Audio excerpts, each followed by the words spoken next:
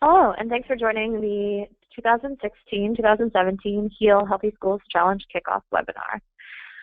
My name is Erin Hershey, and I serve as the chair of the Healthy Schools Committee for Heal of Washington County. Before we get started in diving into the webinar, I want to just review our agenda for today. First, we're going to discuss the inaugural challenge, last year's Healthy Schools Challenge, and discuss some of our great successes and wins from that challenge. Then we'll dive into the 2016-2017 criteria and take a look at what that looks like for this year. Then we will discuss the resources that are available for the Healthy Schools Challenge participants and collaboration opportunities. We heard from your feedback last year at the conclusion of the challenge that you were really hungry for opportunities for collaboration with your colleagues, with other schools across the county, as well as with experts and community resources, subject matter experts and community resources across Washington County. And then finally, we'll discuss next steps. So let's jump right in to the challenge recap from last year. So congratulations again to our 2015-16 award recipients, Logan'sville Elementary coming in first, second place to Rockland Woods Elementary, and third to Williamsport Elementary. We also had our honorable mention award winners of Northern Middle and Western Heights. Great work from all of these schools and really went above and beyond from a challenge criteria perspective, thinking about creativity, innovative new ideas that made a lot of impact on their school community. We also received a lot of feedback and were able to collect a lot of information and data in regards to the outcomes that were associated with the Healthy Schools Challenge.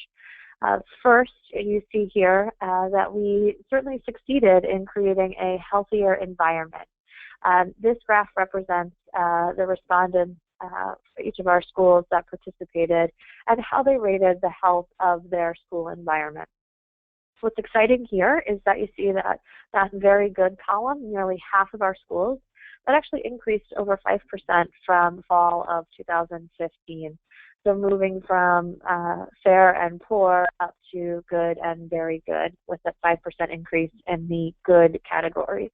Really exciting to see that nearly a third of our schools rate their school environment very good, and just under half of our schools rating their environment good. Almost 80% very good and good. Next, you see our involvement and engagement of school communities. So here, this survey question asked respondents if they were involved in, or how involved their school was in planning health and wellness programs for their community, or their school community. And what you see here is that we've increased over 25% from fall of 2015 in the agree category, which we are quite proud of. What we are gleaning from this is that teachers and administrators and school staff are really involved in planning health programs for students and family. So you see shifting from the neither agree nor disagree, kind of that ambivalent category, and moving up to the agree and strongly agree. And that 25% increase, really a tremendous success.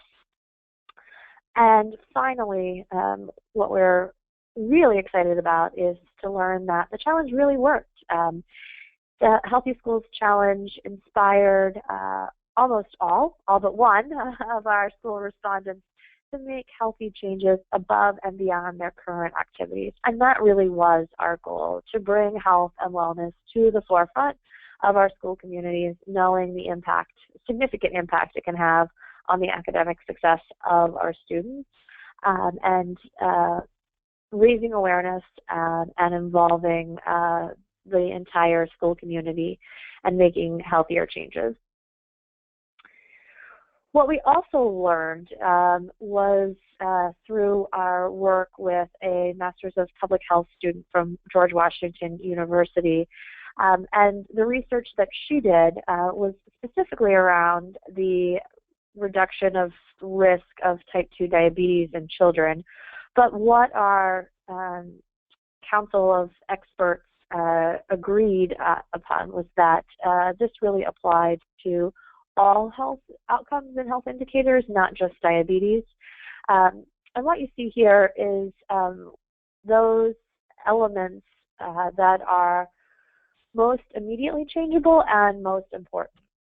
So taking a look at, for example, in the more important, or most important and most immediately changeable category, that first light green box on the top left-hand corner, students' disagreeable attitude towards physical activity. So very important and very immediately changeable, if you will, to change students' attitudes towards physical activity, making it fun, making it exciting, something that they want to do, activities that they want to participate in, sometimes not even knowing that they're participating in physical activities, but getting them up and getting them moving. Also, children's parents having inactive lifestyles. So very important and perhaps pretty quickly changeable is to encourage parents and families to have more active lifestyles. Less immediately changeable, but certainly important, as or parents being overweight or obese, and also availability of active time in school. And if you look at the top right-hand light green box, the access to healthy foods at home as well as at school, immediately changeable or more immediately changeable, but perhaps a little bit less important. The big piece we want to pull away from this is the involvement of children's parents and families. So what we learned was that while policy or school-based policy changes were critically important, so changing what a typical school day looks like, what was most important was really involving parents and families so that those healthy changes, behaviors that were modified during the school day can also happen and occur and are encouraged outside of school. So parents, families, caregivers, really taking an opportunity to involve them, engage them, and allow them to be part of your Healthy School Challenge activities and events.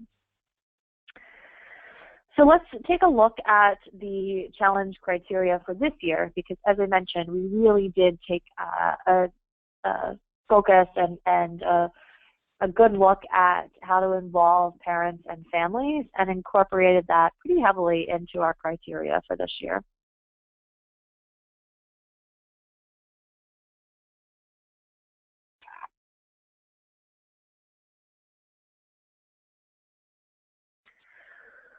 So what you see here is our Healthy Schools Challenge report. Each school should have gotten already. If you didn't, please let us know their Healthy Schools report. What's exciting this year is that we have actually developed a report link for each individual school so that you're able to submit, or sorry, not submit, but you're able to document all of your Healthy School initiatives throughout the year, keeping notes on them, jotting them down, so that when you go back at the end, you have all of those notes. Really use it as a working document that you can then submit at the end, and it's not, you know, trying to remember in May all the things that you were doing in September and October. So please use this as a working document. Another thing to keep in mind here is that this year we've upped the ante, if you will, and have challenged all schools to achieve a minimum of 8 points per category to receive the Healthy Schools designation. The report will be due on May 1st to allow time for our judging panel to review all the information and pull out our top point getters, as well as then incorporating some qualitative grading criteria to the reports. and coming up with our top healthy schools. As we scroll down, we'll take a look first at the Fuel Your Body category. And you'll see that many of the criteria that are listed here are actually ones that we had last year. However, this year, as I mentioned before, we did really focus on families and engaging and involving families. So you'll see that there are opportunities really to involve students outside of the school day and get those parents and families involved in your Healthy Schools initiative. So I'm not going to go through each of these in detail. Feel free to take a look at these on your own. If you have any questions, please don't hesitate to email us, reach out to us, call.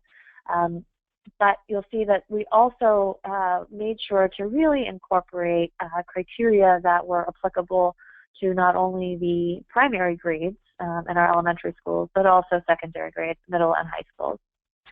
So just kind of calling out a few here, healthy recipes and eating tips are shared with families at least once per month via school newsletters or social media posts, creating healthy cookbooks with healthy recipes as well. Also, the Smart Snack standards. So we know that all the food that is served from in schools meets those Smart Snacks requirements. But taking a look outside of our school day, so our extended school day, snacks that are given or food that is given as part of celebrations and events and reward celebrations, incentive things during the school day as well. Prohibiting students using or schools using food as a reward for students and instead using non-food incentives. This is a big one. We know it's a really difficult one. But it's not so much, we're giving healthy snacks as rewards for students. It's more about not using food as an incentive or a reward, that psychological component. So instead using non-food incentives as rewards. One of the questions that we received in regards to this particular question, as well as some of the others, is that, gosh, this prohibiting this and it's consistently followed. Well, I know that a lot of our classrooms are doing these things, but not all of our classrooms. And the counsel that I would give is please feel free to provide that level of detail in your free text responses in this form. So you may not feel comfortable awarding yourself 3 points for that, but please make sure you're noting that in your responses that 80% or 90% or whatever that number is at your school are following the criteria. Certainly the goal is, and our goal is to have school environments that do consistently follow those policies, those guidelines. But we understand that it is definitely a big challenge, and that sometimes changes are a little bit slower to come to fruition than we would hope.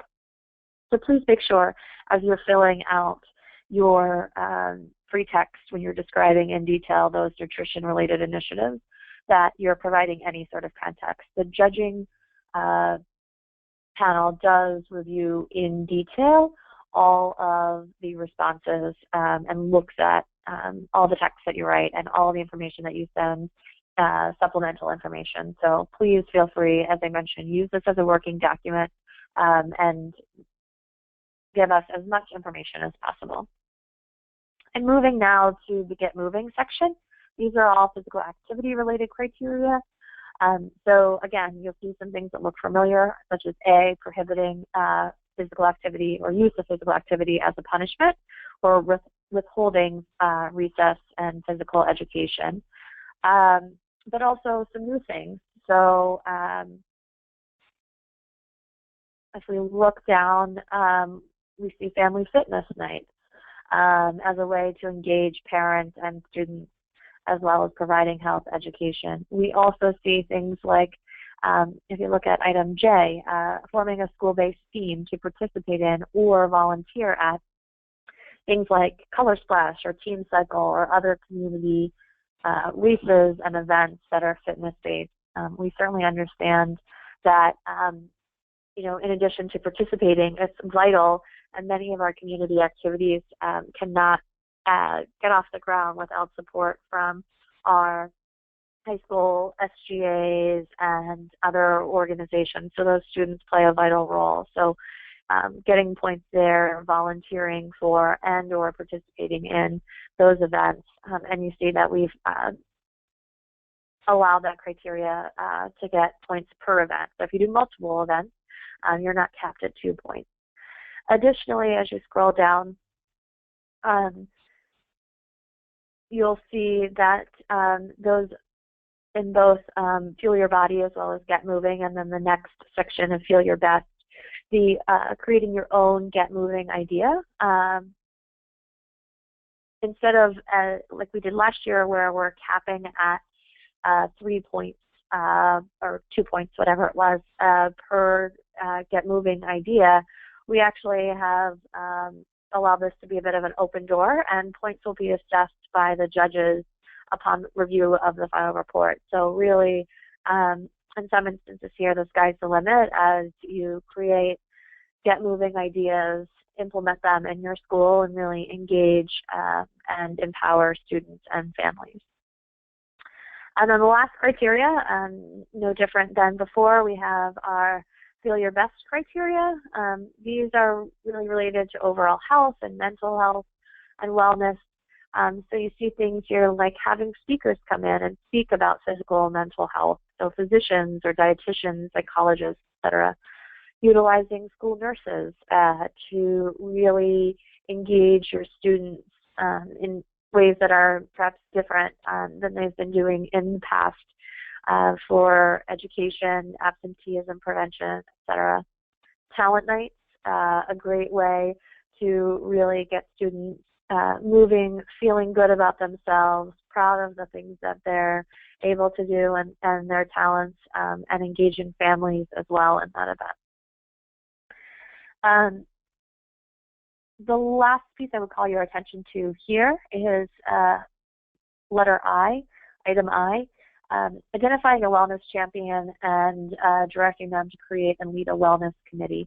What we saw last year was that those top performing schools all had very strong wellness champions and wellness committees that were meeting frequently. They may have been a part of their school improvement team or other regular meeting group, but wellness activities and the wellness committee for students, for families, and for staff was top of mind and discussed frequently in those meetings. And that really set our highest performing schools apart from the rest. So would strongly encourage, if you don't have one, to develop a strong wellness committee and appoint strong wellness leaders to move these initiatives forward.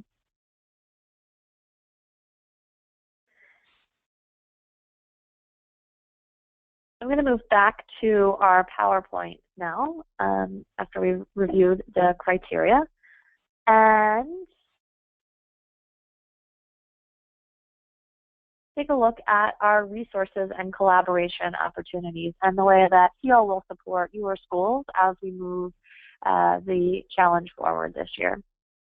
So we are really quite excited and blessed to receive support from the Callis Charitable Trust. Excuse me. Significant funding this year that enables us to move our initiative, this Healthy Schools initiative, forward and really grow and expand. We have also received funding from two other foundations, the Donaldson Charitable Trust as well as the Funkhauser Foundation. And through that, we've developed a couple different resources to be able to promote collaboration amongst the schools, share best practices, and communicate with your colleagues.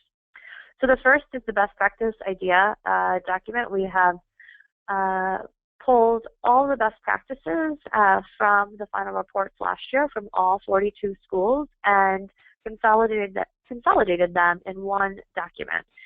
So you'll see there it's divided into each of the three categories, so get moving, feel your best, and fuel your body. All of the ideas are listed as well as the schools in which they were implemented. So you can reach out to your colleagues, use it as a brainstorming tool, take a look at that document and think, oh gosh, that's something that we could implement here. And then you are able to connect with them. If you have any questions about who the right contact person is, again, don't hesitate to reach out. The second piece, which is really exciting, is our grant funding opportunity. So as I mentioned, we have substantial support from the Callis Foundation this year, and we want to do our best to get those dollars into the hands of our schools and really put that money to work. So we will have grant applications. Maybe you need money to bring in a speaker. Maybe you need money to support a wellness day. Maybe you need money to support a program. Maybe you need a little extra money to buy equipment that you need for your students or families or staff. We will be using a grant application similar to the one that's used for the WCPS Foundation. We don't want to create lots of additional work, but we certainly do need a mechanism to fairly and equitably look at all the grant requests. We'll be sending those out in the coming weeks, so you can submit those. We will also have a second submission in the spring, so you may think of something after this first application is due. No worries. We'll have a second distribution in the spring. We also have developed a resource library. Excuse me. So that library is a Google Drive, and we have it organized in folders. So you can click in there and access resources. The classroom energizers seem to be a great way for elementary schools, classrooms to engage their students. But gosh, what do I do for my middle and high schoolers? There's a document in the Get Moving section that is secondary classroom energizers. So lots of different resources there, everything from healthy lunch boxes to non-food incentives to non-food fundraising ideas, resources from not only the Alliance for a Healthier Generation, the USDA,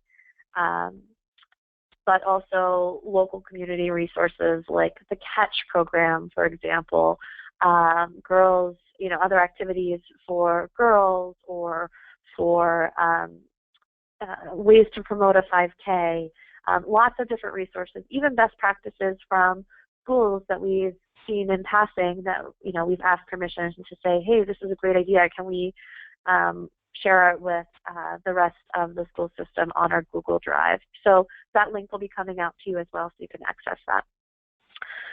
We will host a series of webinars across the year. So this is our first one, but we will also have webinars that are topic related or focused on physical activity, focused on nutrition, and focused on overall wellness.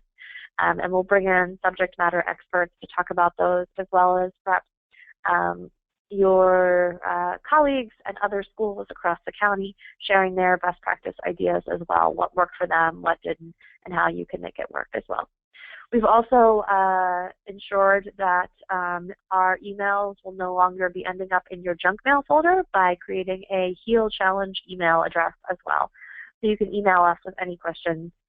Don't hesitate to reach out. We monitor that email box, check it daily, and we'll get back to you shortly and provide any support that we can.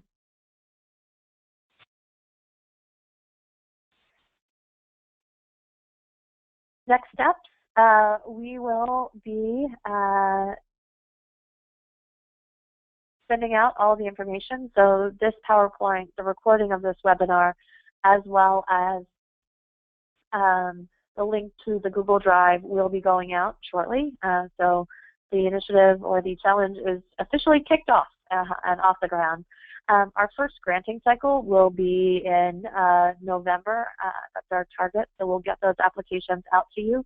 So start thinking about that now, thinking about funding requests that you have, and if developing kind of thoughts and brainstorming around how you could potentially use some grant funding dollars.